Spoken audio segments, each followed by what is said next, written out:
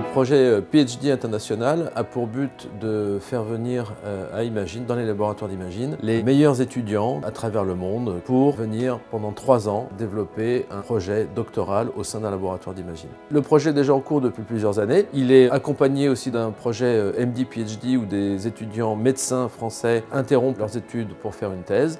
Et à côté, nous avons ces étudiants scientifiques qui viennent de tous les pays du monde et qui développent des projets de recherche au sein de l'Institut dans les différents laboratoires.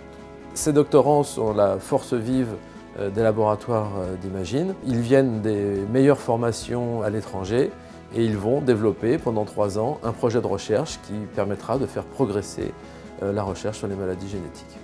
C'est important d'aller à l'international pour transmettre l'esprit d'Imagine, pour pouvoir développer des approches similaires ensuite dans d'autres pays. Et ces étudiants seront les ambassadeurs d'Imagine quand ils retourneront dans leur pays. Les programmes internationaux auxquels je pense, ils sont de 3 natures. Premièrement, on peut recruter des scientifiques étrangers, européens ou extra-européens, pour diriger un laboratoire au sein de l'Institut Imagine.